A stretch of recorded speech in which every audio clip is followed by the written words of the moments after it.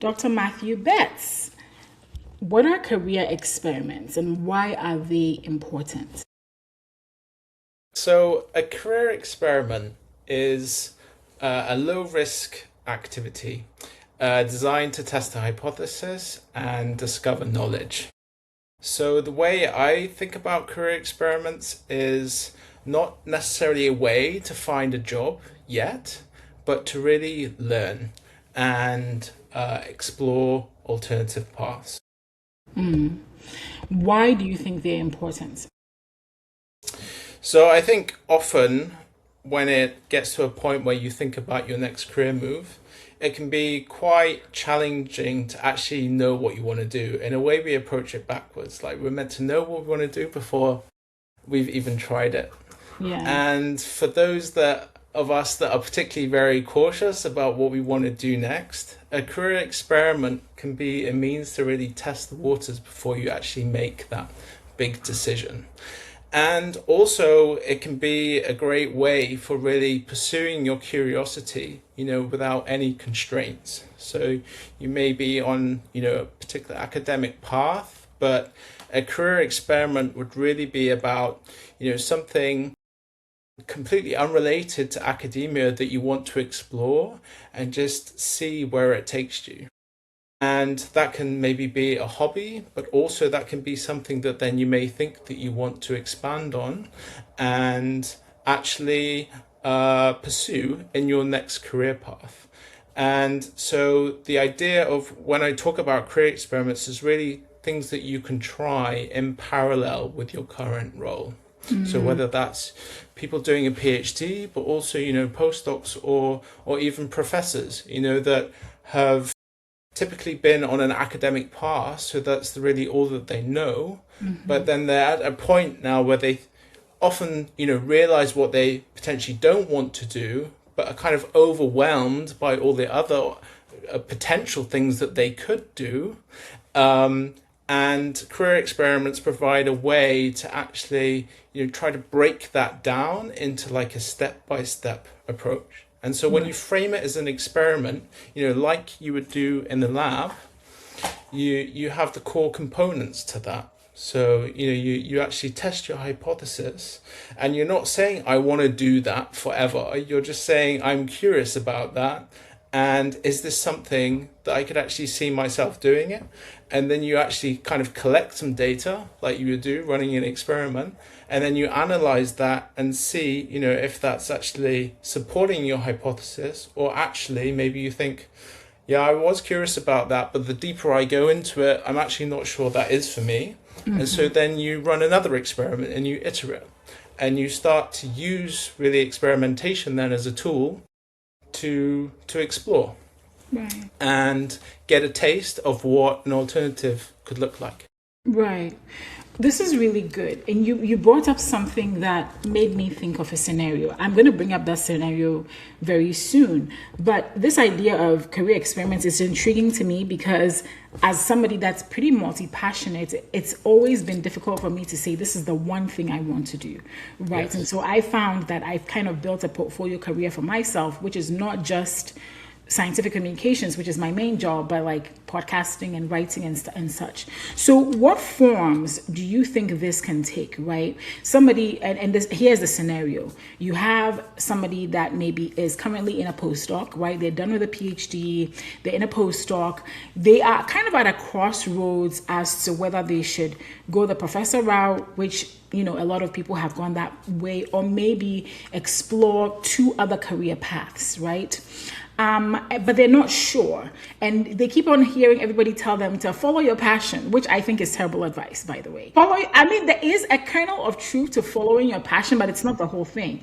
And so they're like, follow your passion. Well, I don't know. I feel like I could do all these things, right? What is a practical example? Maybe give us one or two of career experiments they can perform to sort of help them gain some clarity. Yeah.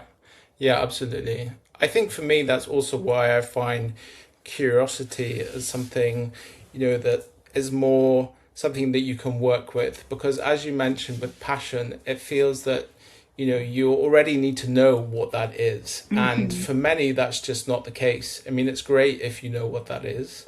But also, like, passion can be this huge, like, burning thing, it's effectively an emotion. So I think, like, when you're trying to search for that, I'm also not sure that you want to, be 100% all in on this fleeting emotion that you may feel. But, it's also something, you've got to bear in mind for those days where you're not feeling entirely passionate about what you're doing. So for me, it's initially actually taking a little bit of time to actually think about what you want to do next in terms of what you're curious about, and what is your energy towards the work you're doing. So when I talk about career experiments, it's not also just for people that want to transition to non-academic paths, but also testing the academic path.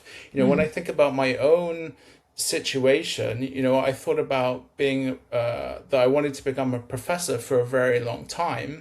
But I actually didn't speak to that many professors working in that role to figure out what they wanted to do.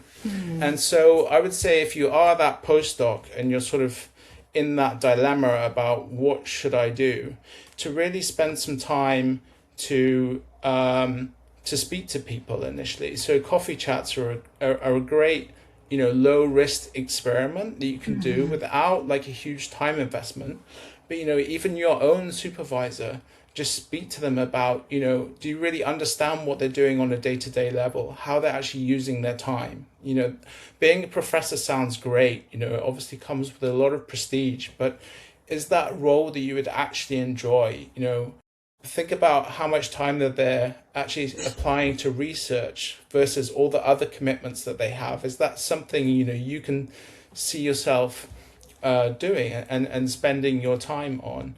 But then conversely, are you curious about other roles, or maybe not roles, but parts of the work, that you really enjoy, that you would like to do in your next role? And so how can you explore that more fully? And so again, like speaking to people that have made that transition, that maybe just are 1 or 2 steps ahead of you, and get a taste of what they're doing, how they're spending their time. Is that, sparking your curiosity to go deeper down that route? Or, are you actually then thinking about, well, the more I actually consider alternative paths, maybe actually, academia may be the right path for me. So I think it's really having that time to zoom out from the day to day and think about, what you really want. And then I get clear on that before then actually running some experiments to actually collect some data regarding, what you'd actually really enjoy doing. Every other Friday, I send out an email newsletter to about 3,000 PhDs and academics on tips, tools, and resources that you can use to build a career you love. And I'm inviting you to join us. You can go to theboldphd.com/careers list. Again, that's theboldphd.com/careers list. Let's get back into the episode. What I got from what you said is have conversations. It's like the easiest thing that you can do is to actually have these coffee chats or informational interviews or whatever you want to call them, right? To learn what it is that they do on a daily basis. And I agree with you that it gives you a sense of, oh, is this something that I would want to do? Because I think what people sometimes, and you can weigh in on this as well, what people sometimes chase, at least in my, few years of getting to coach and talk to people about their careers, is people sometimes chase titles, right? They will say, I want to be this thing. I want to pursue this career. But one of the things that I have learned is it's equally important to say, do I want to be doing what that title does every single day? Right? Is that the life I want? Is that what I want to wake up to every day? Because the title may seem really impressive and very, very respectable. Yeah. But do you want to be doing those tasks? And I find that, teasing out those tasks can come with those conversations. Yeah, absolutely. I think that's an important part of that whole discussion in terms of the prestige associated with an academic career and also the investment that you've put into it. But I also think, the linear nature of an academic career also creates this sense of security, even though it's actually not a secure career. But, there's a trajectory there, right? So in theory, if you are successful with publishing and then getting your grants and something, you can always see the next logical step. Right. But it's actually really asking yourself, is that, the next step I want to take? Right. Not the expectation from others of what you should be doing, or, even more broadly societal expectations, but really actually making sure that's aligned with what you value. And I think when you sort of come to that point, particularly if you're like a postdoc or senior postdoc and you've gone deep, or, PI, that can then be really hard to acknowledge when you actually start to question whether this is really for you. And, thinking about my own experience, my initial reaction was like kind of denial. And actually looking more into like, no, this is what you want. Like, just kind of keep going. And, those signals don't go away, they just get louder. And so when I look back, there was probably almost a year that I sort of was in this phase where I was just trying to like push on rather than actually acknowledge something may not be right. That was going to be my next question, actually, was, how this played out in your own life, right? How did it play? I mean, you just gave us a snippet of that, but how did it play out, right? Yeah. Coming to that place where you're like, I was in denial. What were some of the signals, and how did you eventually sort of make that shift? Yeah. So, I'd been like a postdoc for many years, and I was sort of getting to the point where it's like, if I don't take the next step, things will get difficult. So I was a postdoc for 7 years, so in Germany, where I'm based. And I'd really become like quite locked in terms of becoming a PI. So I knew that I needed to get my own funding. And so I basically had this year where I called it all of nothing years, like 2019, where I just went flat out, basically do as much as I could. And I was successful. I got some grants and became a PI, and then started having my own students. But literally as soon as I did that, I think I'd become so obsessed about like getting to that point that I hadn't really taken some time to really question, whether that was right. Or I just sort of started that role and from quite early on started to question whether that was actually really what I wanted. And there were many like small things associated with that, but I would sort of downplay it, just saying, there's just a lot going on, so this time will pass kind of thing, and got quite like stuck in the hamster wheel of like surviving the next deadline, so when this is finished things will get better, that kind of thing.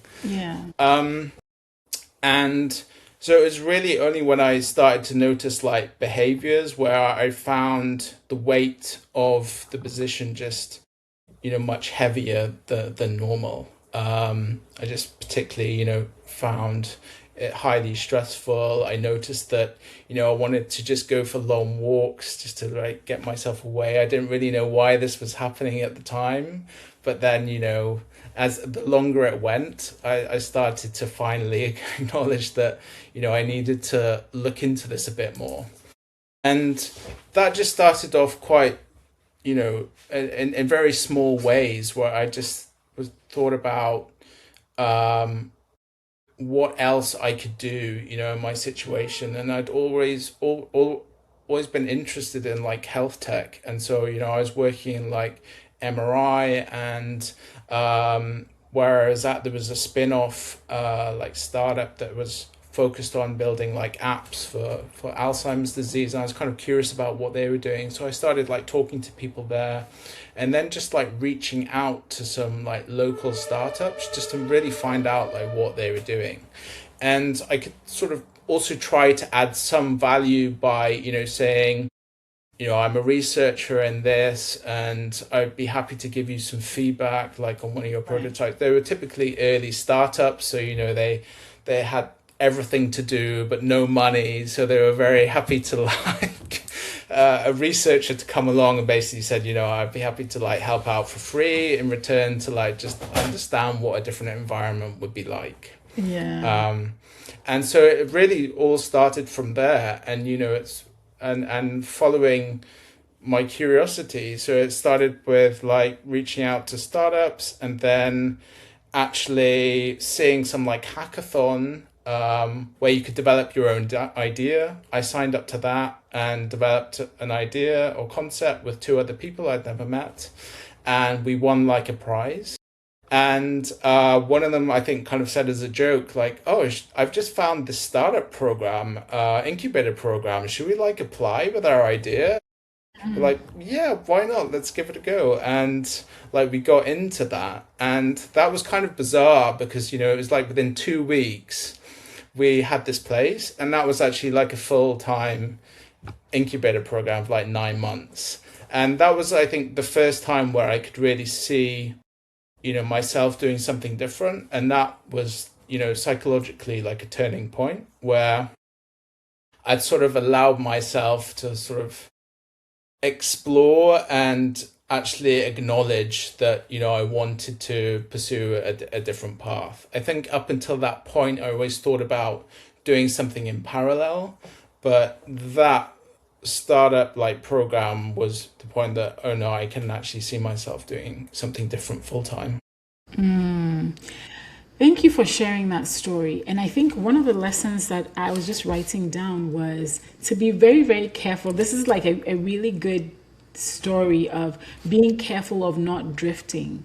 And drifting doesn't necessarily mean that you're not working hard. In your case, you were working very hard to like, you worked hard to get a PI position, you worked hard to get the grants, you worked hard to get those students in your lab. So you were working hard, but you had never really, like, I like the phrase you used earlier on, you had never really zoomed out to say, is this what I actually want? Right. Yeah. And I think a lot of academics end up doing that. We've been in school so long, we've been working towards this goal so long that it sometimes feels like, did I do all this work just to like, do something else that I didn't think I was going to do? For some people, that's a real struggle, right? That's a Yeah. real struggle psychologically. And I feel like you kind of brushed over it, like your psychological switch, but was it the career experiments that helped you make that psychological switch and maybe get rid of some of the guilt associated with it? Did you feel any guilt in the beginning? I think I felt some level of guilt, but maybe I wasn't sure how people would think about it when I would, start to say I'm thinking about doing something else. I was a bit apprehensive about sharing that. Um, but if I'm being honest, I think it was more the fear of doing something else, and that there were probably a few components to that. Really, the uncertainty attached to it. So all the things I now like talk about working with others. But it was really like, if not this, then what else? Right. And where do you even start with that? And also the fear of starting over. And to be brutally honest, probably I thought, about my ego there. It's like, you know, I'm almost 40. I'm now going to be starting again. Very closely associated with that was the kind of sunk cost of leaving everything that I felt I had invested into in academia. Does this now mean that this is all for nothing if I leave? With any transition that we could also go into, there's a lot of like work to do on yourself, I think, to break all of that stuff down, right? So it's Yeah. like the longer I thought about it and the things that I tried with these experiments, it wasn't so much just about seeing myself do something different. It was also accepting that actually it wasn't all for nothing what I did, that I can really use a lot of the experiences that I'd gained in academia in the next step. And it's not really so much the skills, it was really the more broader things, actually. The Yeah. fact that I'd moved to another country and actually also changed fields in my postdoc and how you dealt with that. So I reminded myself I'd been a beginner before, and so this didn't actually have to be any different. Right. I could draw on those experiences, and the more I thought about it, it's like, okay, this is still a bit scary, and obviously that uncertainty is still there, but it now feels a bit more manageable. Really, really good. And I also really appreciate the point you brought up about people thinking that they're starting over. So this is a question I would get a lot, quite a bit. I think we're both bench scientists. So you're a neuroscientist, did a lot of host pathogen disease studies, but one of the things I realized is that people, especially scientists, would be like, so I did all this bench work, right? I spent a lot of time in the lab. And now I say I'm going to do ABC thing, which is unrelated to all the bench work I did. Did I waste my time at the bench? And the answer I've always given to people is no, you really didn't. Because the project management skills that you built, the resilience that you built, the knowledge, if you learned how to code, if you learned how to analyze data, if you learned how to think critically and troubleshoot problems, you actually have a really valuable tool set that can be applied in many environments. But you're absolutely right. The fear of starting over holds a lot of people back because they think, well, this is all I've known. When the reality is that, yeah, fine. Yeah, it's all you've known in this domain, but we forget that we have a bucket load of other skills that we actually developed along the way. Yeah, Yeah. absolutely.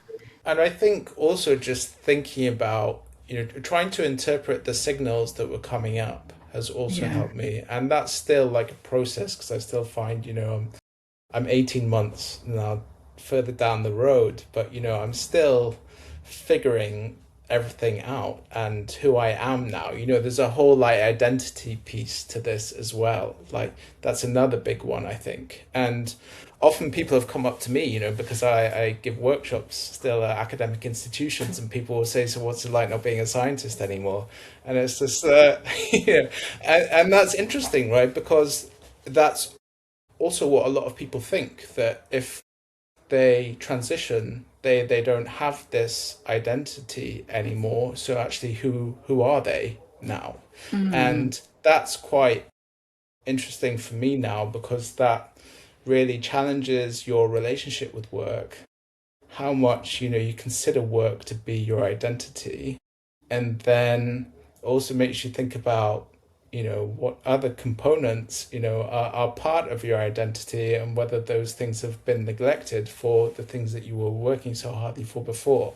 So that's quite interesting. And I think the other thing that I wanted to mention was just the sort of more neuroscience behind those signals. I think trying to understand your mind a bit is also very useful because a lot of the time it's you're interpreting those signals as to basically stop and not move forward. But I think when you start to, you can really open a dialogue with your mind there, right? Where it's like it's just trying to protect you, and that when you're entering a state of high uncertainty, that's stressful because there's a potential threat. That's really kind of this evolutionary conserved mechanism within all of us to protect us. But when we're actually changing jobs, it's not like a life-threatening situation, but Right. it's still for sure uncertain. So it's like, what is it trying to tell you? And so from there, I would get so kind of frustrated by, what is it really that's holding me back here? Then I saw this, I think it was a thing from Tim Ferriss actually, where it's like, actually do a risk assessment. So I then actually wrote down what, is the worst thing that could go wrong if I do this. Right. And, for me, it felt heavier because, I was 40 and not like 25 when I like moved to Germany to do my postdoc. Like now I was a parent, had other responsibilities. What effect would this have, with my wife's situation? Would she be fine with me, like transitioning, the effect financially, etc. Write it all down, and then also like really talk to the people that are involved. And what I realized was that a lot of those things, in my head were just all like kind of limiting beliefs attached to like this fear of making a decision. But when you break them down, there wasn't really any evidence to support them. It was Right. just this kind of mechanism just saying, are you sure about this? And I think for many of us, we just actually interpret that as, no, I'm not sure, so I'll stay where I am, rather Right. than, no, I'm not entirely sure, but I know that in this situation, the worst thing that can happen is that it doesn't work out, so I find something else. And then, is that actually that bad? Well, considering my circumstances, that's something, I'm willing to do and try it. And so when you actually like break it down, it's like, okay, I can work with that. This episode of the Vogue PhD podcast is sponsored by my own book, Navigating the Pivot. I wrote this book for PhDs who want to successfully transition out of academia into jobs outside academia and thrive in those jobs. And I also wrote the last 2 chapters on how to create your own opportunity engine, because the reality is that the world of work as we know it is shifting, it's changing. And so yes, I completely support your transition out of academia, and this book will guide you on how to do that. But beyond making that transition, beyond making that switch, how do you thrive so that no particular employer controls your job destiny? I cover that in the last 2 chapters of this book. So I highly encourage that you grab it, or grab it for somebody who's planning on making a switch and wants to thrive afterwards. Let's get back into the episode. Doing a risk analysis of the shift, and I like how you're like, and then you realize that your fears are probably not as terrible.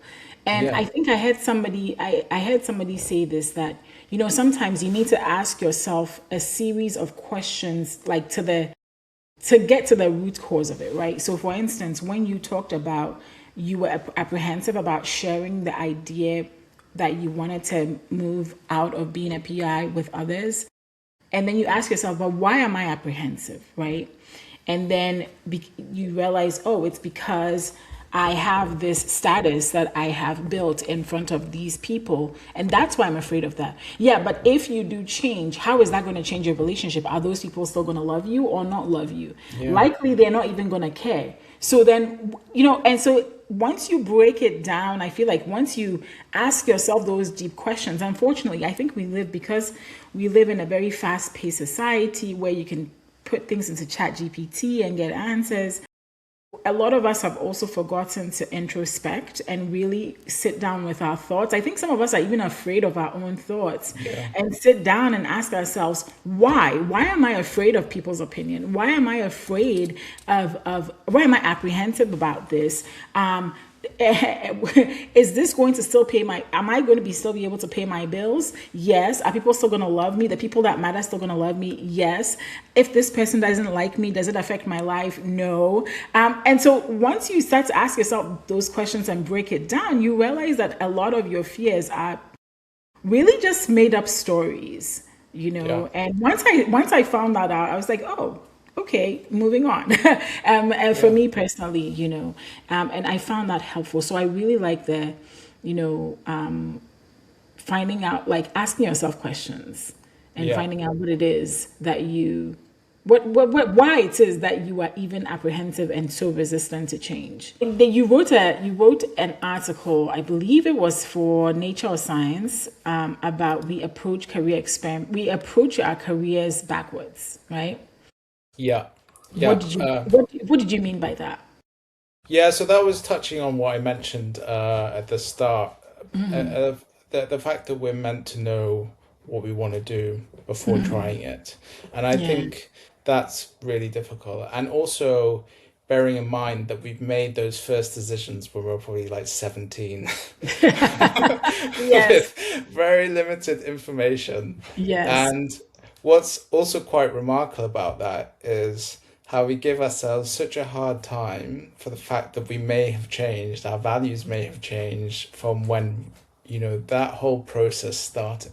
That's right. That's That right. kind of blows my mind a bit to think of it like that. And um, part of that maybe is also, the environment that we're in. And what I learned from running those experiments was that you also feel very differently about things if you're surrounded by people doing the same thing. And what I mean by that is when you're only, in an academic environment, obviously most people have spent their career on that career path. So when you're talking about transitioning, there's very little experience of people actually doing that. There are some people maybe that have come into academia having done something previously, but they're often the minority. But when you actually then get out of the academic bubble and speak to other people that have made that transition, it really like normalizes that whole process. And and you feel less alone and like isolated because it can also feel that you're dealing with this all yourself. And obviously like transitioning isn't uncommon. I think now stats from the US show that, this is likely going to happen 3 to 7 times in a typical career, but it can feel like in academia, like it's this, sort of existential crisis. And I think part of that is just because, um, there's not much of a like kind of support structure there from people that have done it.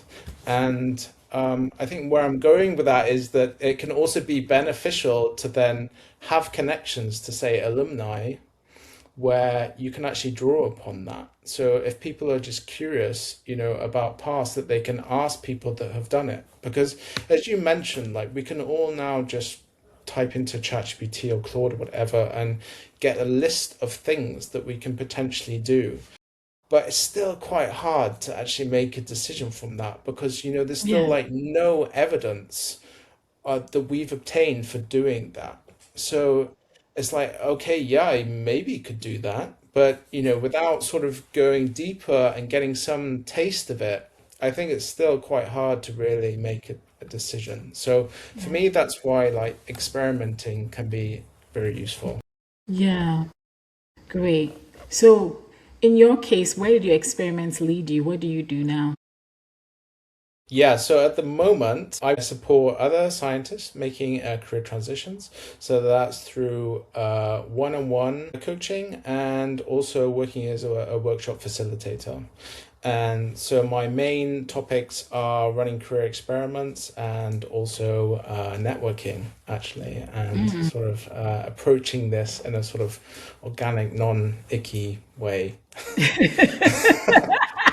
Organic, non-icky way. I like it.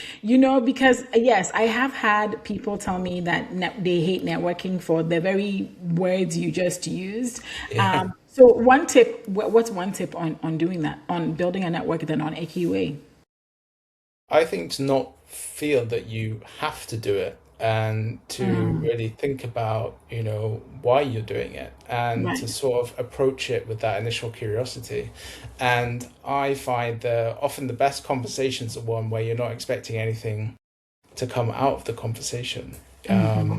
When you speak to somebody and it's not like you're asking them for a job straight up, when that person doesn't know you, or you want feedback on your resume, but you're just genuinely curious to find out what they're doing. And actually maybe you lean more into how you can potentially provide value to that person, then those discussions can often go further, I think, than ones where, you're just reaching out to people to ask for something and to really try to find your people. So what does that actually mean? To think about what you care about and um, try to then submerge yourself in those environments. There's so many like communities, meetups and things that you can do that there are other people out there that are just curious to meet other curious people. There's some really cool things going on in the networking space now. I feel that it's actually a very exciting time. There's this sort of pushback from kind of AI a bit. There's a real like thirst for genuine connection. So I'm excited by that, and that's something that I deeply care about at the moment, because working for myself, it can also feel like you're a bit of a lonely experience at times. So it's really important to like go meet other people and just share your experiences and find other like-minded people. Yeah.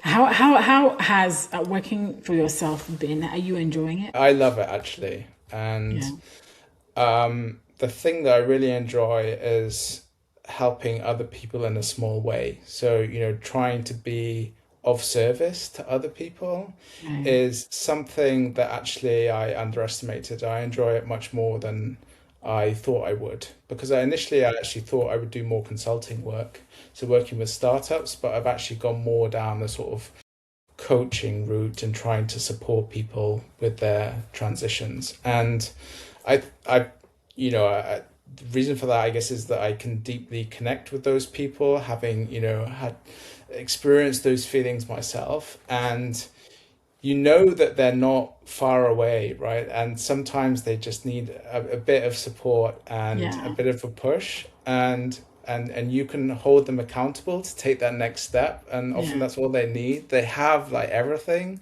Some of them are just like amazing, people. Like one of my clients just got a position. I'm so happy for her. Like she just emailed me earlier, and it's just a great feeling that you could see that she was super talented, but she's just lacking a bit of confidence, and just trying to help them work through that. She's now got her dream position, Yeah. working as an MSL in a pharma company, and that feels great that you were able to help them in a small way. So from that point of view, I very much enjoy what I'm doing. I think there is still some challenges in terms of like how I see myself now, and who I am professionally, Right. and also like the workup setup. It's definitely, I underestimated how it would be like not having colleagues anymore. I definitely missed that component, and I've kind of always enjoyed my own company, so I thought it'd be fine. But I definitely have at points to realize like I've got to get myself to like a co-working space and like meet other people. So I'm just sitting here in my like 3-year-old's like bedroom. So it's like I need to get out, Yeah. Don't Um, stay stuck at home. Yeah. no, exactly. That's really important. Yeah. And what I would say is though that if you have certain habits that, regardless of a career transition, they also follow you to the next role.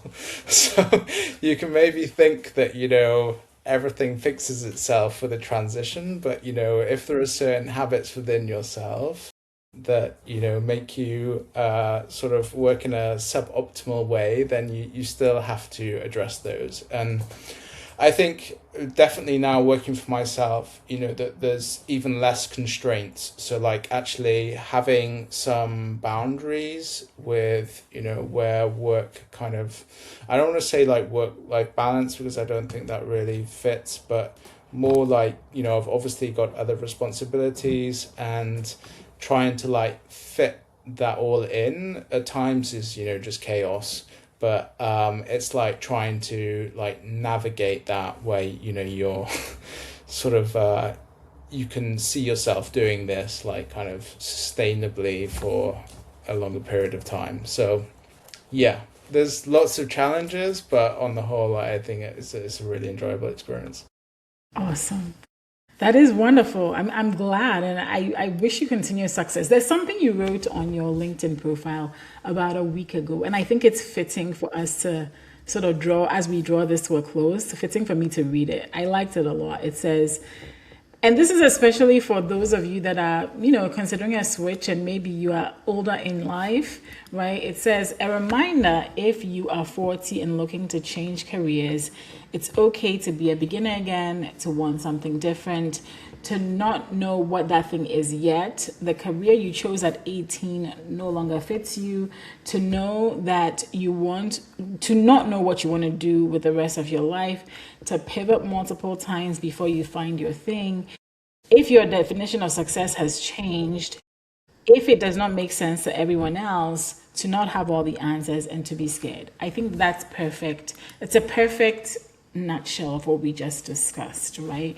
That a lot of us chose careers when we were 18 and 19 and 20, and now we're older and things have changed, and it's okay to not want those things anymore. So thanks for writing that. Very poignant. Where can people find you, Matthew? Yeah, so if you so my full name is Matthew Batts. You can find me on LinkedIn where I'm pretty active there. Yeah, that would be the main one. And please reach out, and happy to help if I can. Yes, I will make sure to leave your LinkedIn profile as well as your website Thank you. in the show notes. So thank you once again, Dr. Matthew Betts, for this great conversation. Thank you.